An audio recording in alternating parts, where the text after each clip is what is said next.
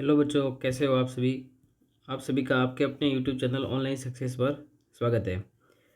आज हम पढ़ेंगे ओसीआर आधारित आधार रेखा मूल्यांकन भाग 1 कक्षा 6 और 7 की जो वर्कबुक है गणित की, उसका हम सबसे पहला जो आधार रेखा मूल्यांकन है भाग 1 उसको हम हल करेंगे।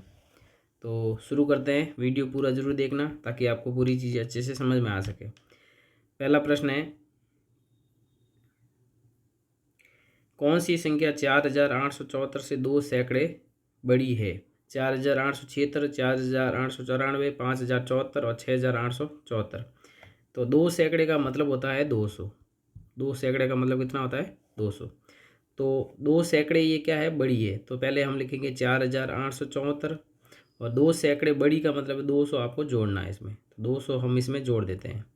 तो 4 में 0 जोड़ेंगे 4, 7 में 0 जोड़ेंगे 7, 8 में 2 जोड़ेंगे 10, 10 का 0 लिखेंगे, हासिल का 1 चला जाएगा और 4 में 1 जोड़ेंगे कितना आएगा? 5। तो इसका जो उत्तर है वो है 5074। तो इसका सही उत्तर हो जाएगा ऑप्शन नंबर 3। तो पहला प्रश्न आपको समझ में आ गया होगा। अब लेते हैं हम दूसरा प्रश्न। दूसरा प्रश्न है 2700 को अंकों में कैसे लिखा जाएगा? 2700। पहला ऑप्शन है 2070, तो ये होगा नहीं। दूसरा ऑप्शन है 2007, तो इकाई दाई सैकड़ा हज़ार, तो ये 2007 है। तो इसका उत्तर हो जाएगा ऑप्शन नंबर दूसरा। अगर हम तीसरे को पढ़े इकाई दाई सैकड़ा हज़ार 10,000, तो ये 20,007 है। और लास्ट वाले ऑप्शन को पढ़े इकाई दाई सैकड़ा हज़ार और 10,000, मतलब ये 20,070 है। तो इसका उत्तर हो जाएगा ऑप्शन नंबर सेकंड। प्रश्न संख्या तीसरा लेते हैं हम। निम्न में से कौन सा विकल्प 9,740 को शब्दों में दर्शाता है? तो पहला ऑप्शन है 9,074, तो ये तो गलत हो गया। दूसरा ऑप्शन है 9,740, तो ये इकाई दाई सैकड़ा और हज़ार। 9,007 सैकड़ा का मतलब 700 और 40 हो जाएगा इसका उत्तर। तो ऑप्शन नंबर बी इसका सही उत्तर होगा।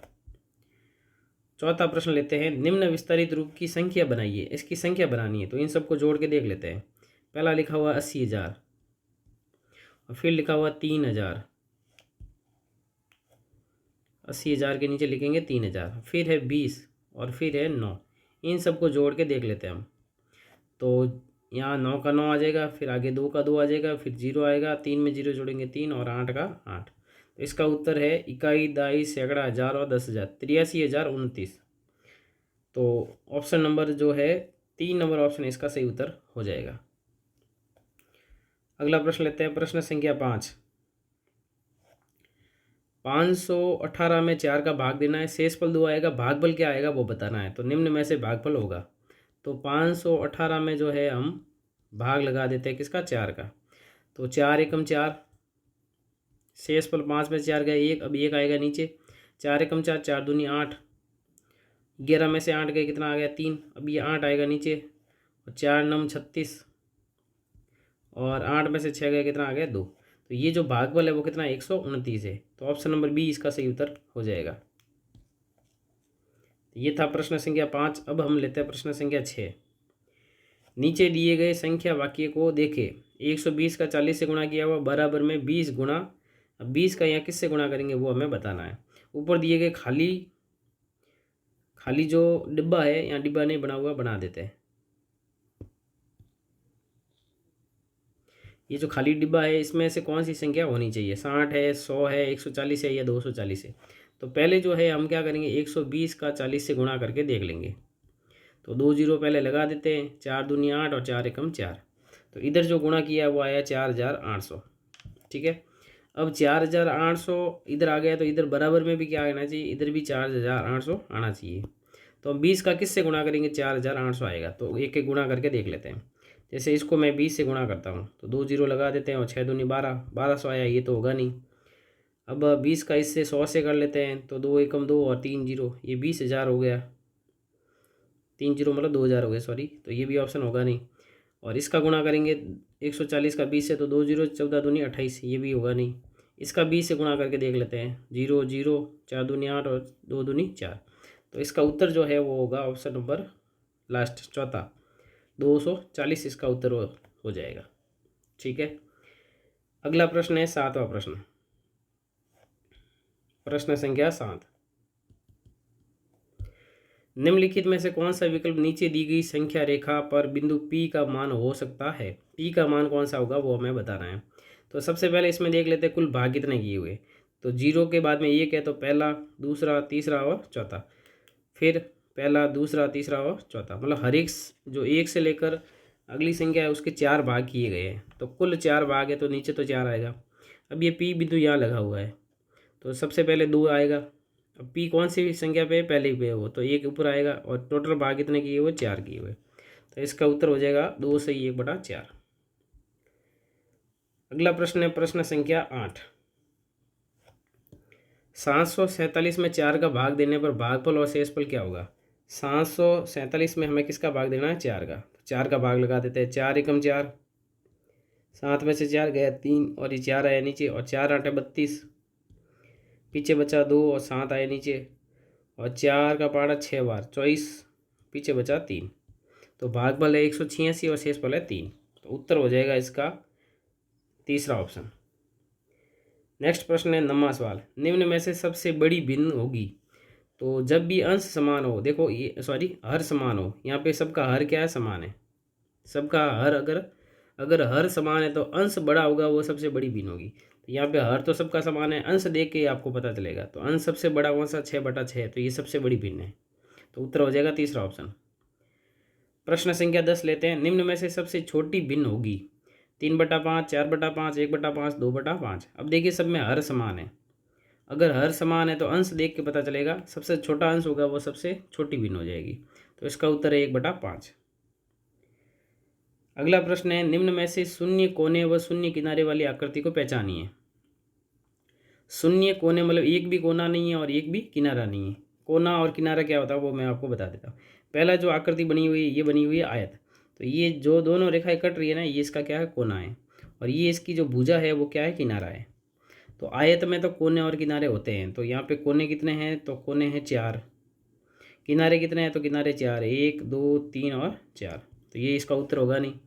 फिर है ये तीसरा ऑप्शन त्रिभुज, इसमें भी ये कोने हैं और किनारे कितने? 3 हैं, 3 भुजाएं होगी। लास्ट है वर्ग, तो इसमें 4 कोने हैं और 4 ही क्या है? किनारे हैं। तो कौन सा उत्तर हो जाएगा? ये जो वर्ताकार या अंडाकार जो भाग है वो, इसमें कोई भी किनारा और कोई भी कोना नहीं है। तो ये इसका उत्तर हो जाएगा। अगला सवाल है प्रश्न संख्या 12। 18 लोगों के एक परिवार में 9 लोग आम खाते हैं और बाकी के लोग आम नहीं खाते हैं। परिवार में कितने लोग आम नहीं खाते ये बताना है। तो कुल लोग कितने हैं? 18 है और 18 में से 9 लोग आम खा रहे हैं, तो बाकी वाले जो है आम नहीं खाएंगे। तो 9 घटा दीजिए, 18 में से 9 गए कितना आएगा? 9। तो इसका उत्तर है ऑप्शन नंबर सेकंड। नेक्स्ट प्रश्न लेते हैं प्रश्न संख्या 13। सोनू 11 डिब्बों में 212 चूड़ियाँ रखना चाहती है। अगर वह हर डिब्बे में बराबर चूड़ियाँ रखता है तो कितनी चूड़ियाँ डिब्बों के बाहर बच जाएगी? तो जो 212 है उसमें हम क्या करेंगे? 11 का भाग देंगे, क्योंकि कुल डिब्बे कितने हैं? 11 है। तो 11 एकम 11, शेष पर बच गया 10 और ये आएगा 2 नीचे। 11 का पाड़ा 9 बार 99 और 12 में से 9 गए, कितना आ गया? 3। तो इसका मतलब जो है 19 चूड़ियाँ हर डब्बे में भरी जाएगी और शेष जो है डब्बियाँ कितनी चूड़ियाँ कितनी रहेगी? 3 चूड़ियाँ रहेगी। तो इसका उत्तर हो जाएगा ऑप्शन नंबर बी। प्रश्न संख्या 14 लेते हैं। रवि के पास 5,000 रुपये थे। रवि के पास कुल रुपये कितने थे? 5,000। रवि ने बाजार से 1760 रुपये के कपड़े खरीद लिए। तो इसने 1760 रुपये तो कपड़ों पे खर्च कर लिए। 1260 रुपये का किराने का सामान, तो 1260 उसने किराने के सामान में खर्च कर लिए। और 1330 रुपये की उसने पुस्तकें खरीद 1330 रुपये की पुस्तकें खरीदी है।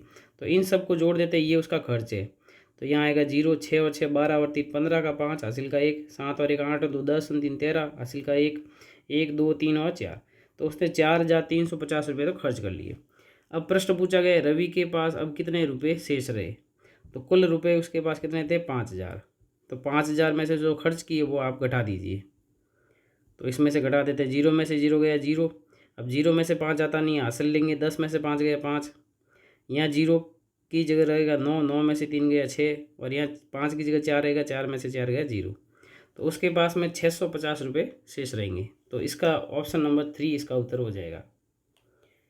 अब हम लेते हैं प्रश्न संख्या 15, जो कि इस आधार रेखा आकलन का लास्ट प्रश्न है। प्रश्न है, सना के पास में 1000 रुपये है, वह 2 किताबें खरीदती है, प्रत्येक किताब की कीमत 125 रुपये है। तो देखिए एक किताब जो है 125 रुपये की है, तो 2 किताबों का कुल रुपये कितना होगा, गुणा करके देख लीजिए। 2 पंजे 10, हासिल का 1, 2 दूनी 4 और 1 5 और 2 एकम 2। तो 250 रुपये उसने जो है पुस्तकों के ऊपर खर्च कर लिए।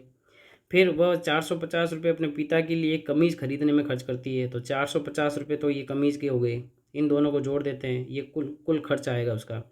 0 का 0, 5 और 5 10, हासिल का 1, 4 2 6 1 7। तो 700 रुपये उसने खर्च कर लिए। अब सना के पास कितने रुपये बचे हैं, तो 1000 रुपये उसके पास में थे, उसमें से 700 रुपये आप घटा दीजिए। तो 0 0 10 में से 7 गया 3, तो 300 रुपये उसके पास में बचेंगे। तो 15वां जो सवाल है उसका उत्तर हो जाएगा 300 रुपये, ऑप्शन नंबर सी। तो ये था आपका आकलन जो आधार रेखा मूल्यांकन जो था उसका हमने सॉल्यूशन देख लिया। तो वीडियो कैसा लगा, वीडियो को लाइक ज़रूर करें, और अगर आपने चैनल को सब्सक्राइब नहीं किया तो सब्सक्राइब अवश्य करें। मिलते हैं नेक्स्ट वीडियो में आधार रेखा मूल्यांकन भाग 2 के साथ में। इस वीडियो में इतना ही। Thank you, bye bye. Thank you for watching this video. If you enjoyed it, please hit the like button and the bell notification icon.